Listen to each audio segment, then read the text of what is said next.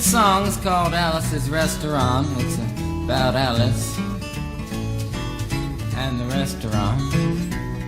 But Alice's Restaurant is not the name of the restaurant, that's just the name of the song. And that's why I called the song Alice's Restaurant.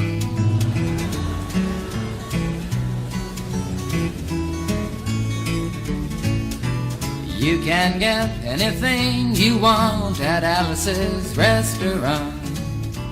You can get anything you want at Alice's Restaurant. Walk right in, it's around the back, just a half a mile from the railroad track. And you can get anything you want at Alice's Restaurant. Now it all started 2 Thanksgivings ago. It was on 2 years ago on Thanksgiving when my friend and I went up to visit Alice at the restaurant. But Alice doesn't live in the restaurant. She lives in the church nearby the restaurant in the bell tower with her husband Ray and Facha the dog. And living in the bell tower like that, they got a lot of room downstairs where the pews used to be. And having all that room, seeing as how they took out all the pews, they decided that they didn't have to take out their garbage for a long time. We got up there, we found all the garbage in there, and we decided it'd be a friendly gesture for us to take the garbage down to the city dump. So we took the half a ton of garbage, put it in the back of a red VW microbus, took shovels and rakes and implements of destruction, and headed on toward the city dump.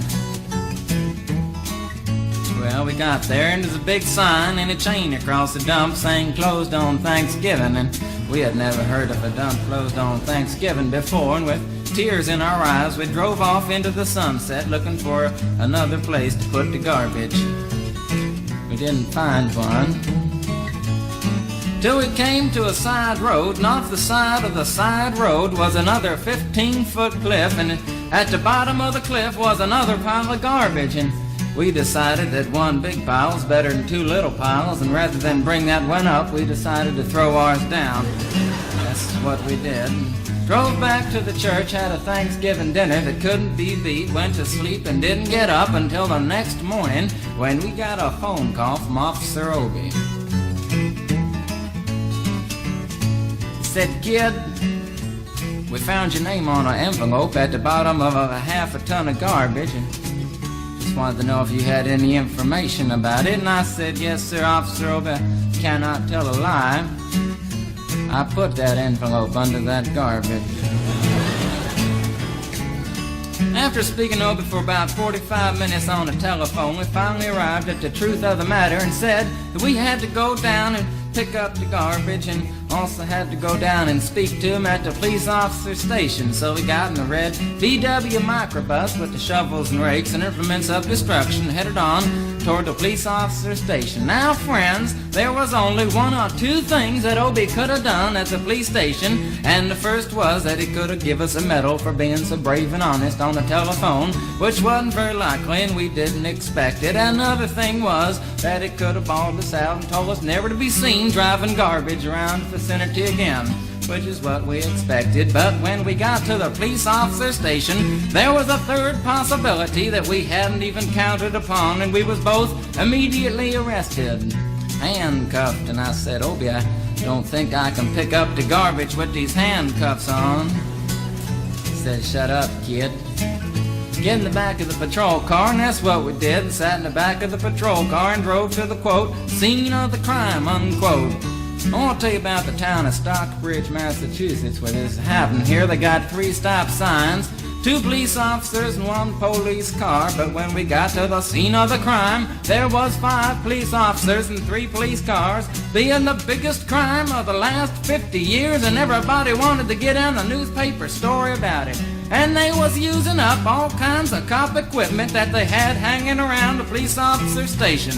They was taking plaster, tire track, footprints, dog-smelling prints, and they took 27 8x10 color glossy photographs with circles and arrows and a paragraph on the back of each one explaining what each one was to be used as evidence against us. Took pictures of the approach, the getaway, the northwest corner, the southwest corner, and that's not to mention the aerial photography. After the ordeal, we went back to the jail. Obie said he was going to put us in the cell. Said, kid, I'm going to put you in the cell. I want your wallet and your belt. And I said, Obie, I can understand you want my wallet so I don't have any money to spend in the cell, but what do you want my belt for? And it said, kid, we don't want any hangings. I said, Obie, did you think I was going to hang myself for littering? Obie said he was making sure, and friends Obie was, 'cause he took out the toilet seat so I couldn't hit myself over the head and drown. And he took out the toilet paper so I couldn't bend the bars, roll the toilet paper out the window, slide down the roll and have an escape. Obie was making sure, and it was about 4 or 5 hours later that Alice, remember Alice? It's a song about Alice. Alice came by and with a few nasty words to Obie on the side, bailed us out of jail. We went back to the church, had another Thanksgiving dinner that couldn't be beat, and didn't get up until the next morning when we all had to go to court. We walked in, sat down. Obie came in with a 27 8x10 colored glossy pictures with the circles and arrows and a paragraph on the back each one. Sat down.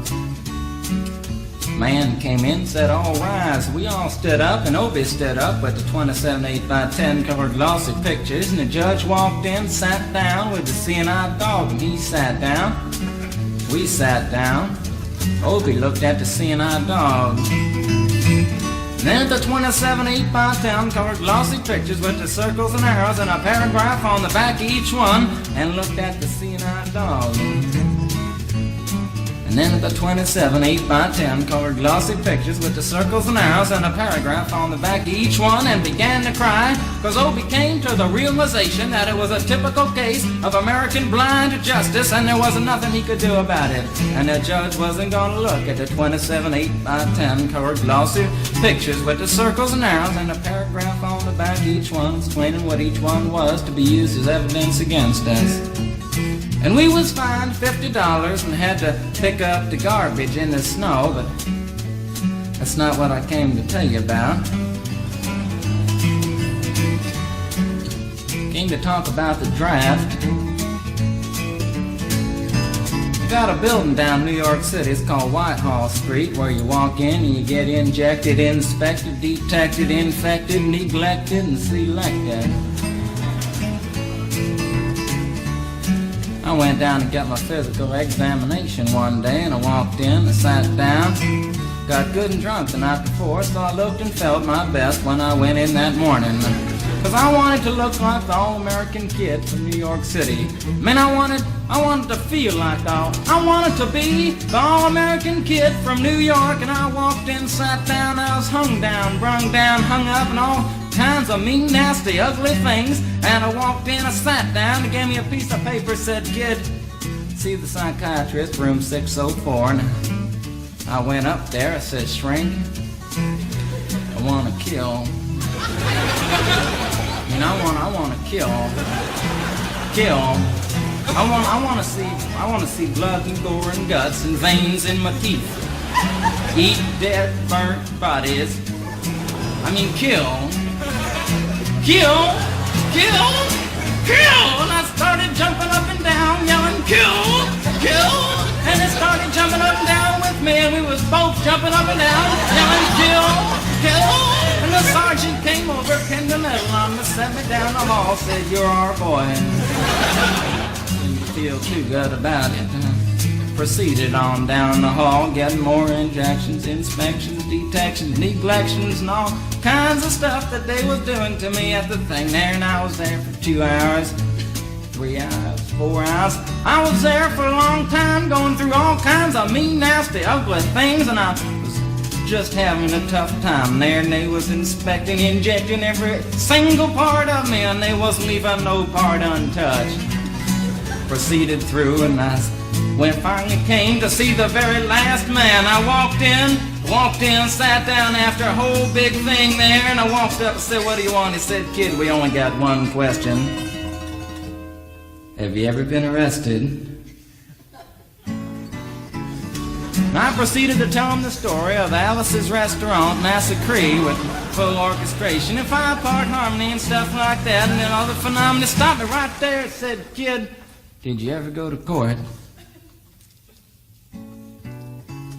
I proceeded to tell him the story of the 27 8x10 colored glossy pictures with the circles and arrows and a paragraph on the back of each one. It stopped me right there and said, "Kid, I want you to go over and sit down on that bench that says Group W.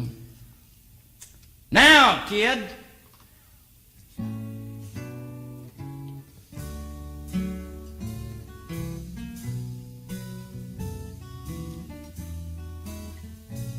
And I walked over to the bench there, and there's Group W is where they put you if you may not be moral enough to join the army after committing your special crime. And there was all kinds of mean, nasty, ugly-looking people on the bench there. As mother rapers, father stabbers, father rapers sitting right there on the bench next to me, and one, they was mean and nasty and ugly and horrible and crime-fighting guys was sitting there on the bench. And the meanest, ugliest, nastiest one, the meanest father raper of them all, was coming over to me, and he was mean and ugly and nasty and horrible and all kinds of things. And he sat down next to me and said, "Kid,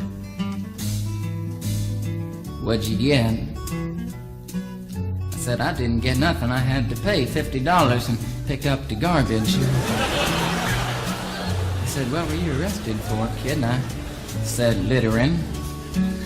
And they all moved away from me on the bench there to carry eyeball and all kinds of mean, nasty things, till I said, "And creating a nuisance." And they all came back, shook my hand, and we had a great time on the bench talking about crime, mother stabbing, father raping, all kinds of groovy things that we was talking about on the bench.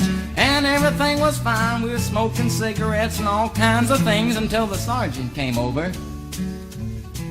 had some paper in his hand, held it up and said, "Kids, this piece of paper's got 47 words, 37 sentences, 58 words. We want to know details of the crime, time, crime, and that kind of thing. You got to say, pretend to about the crime, want to know the rest of the officer's name, and that kind of thing. You got to say." And it talked for 45 minutes, and nobody understood a word that he said, but we had fun filling out the forms and playing with the pencils on the bench there. And I filled out the massacre with the 4-part harmony and wrote it down there just like it was, and everything was fine. And I put down a pencil and I turned over the piece of paper, and there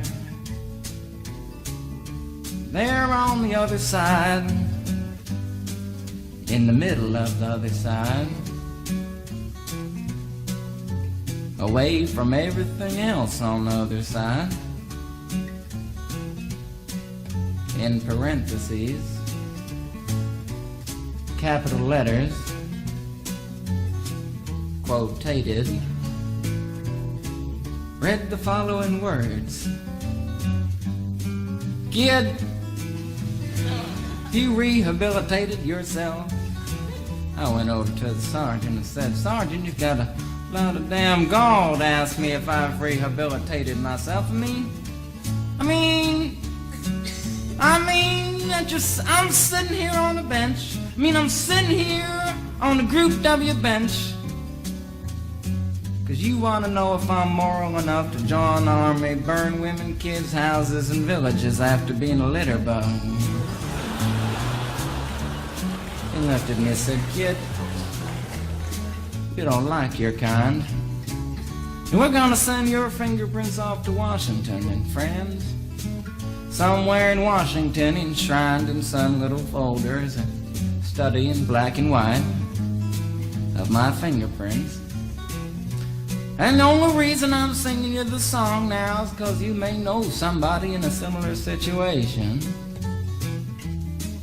Or you may be in a similar situation, and if you're in a situation like that, there's only one thing you can do, is walk into the shrink wherever you are.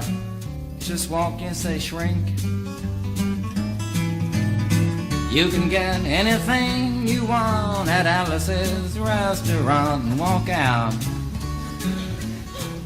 You know, if just one person does it, they may think he's really sick and they won't take him. And if two people do it in harmony, they think they're both faggots and they won't take either of them. And if 3 people do it, 3, can you imagine 3 people walking in, singing a bar, Alice's restaurant, and walking out? They may think it's an organization. And can you imagine 50 people a day? I said 50 people a day walking in, singing a bar, Alice's restaurant, and walking out. And friends, they may think it's a movement. And that's what it is. The Alice's Restaurant Anti-Massacre Movement. And all you gotta do to join is to sing it the next time it comes around on the guitar with feeling. So we'll wait till it comes around on the guitar here. Sing it when it does.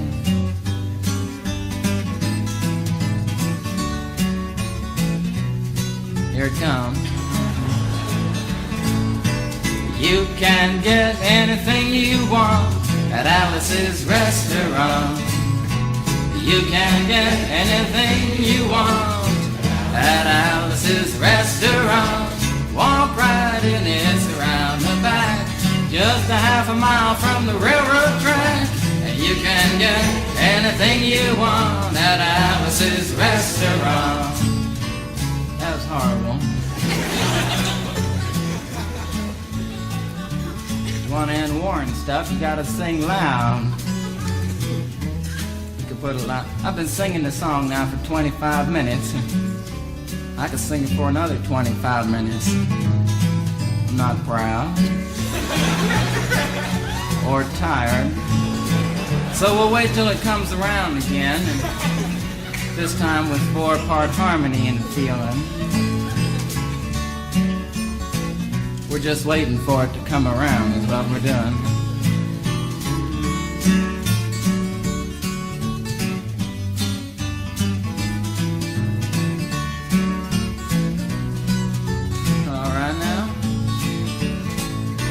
You can get anything you want at Alice's Restaurant. Accepting Alice, you can get anything you want at Alice's Restaurant. So walk right in, it's around the back, just a half a mile from the railroad track.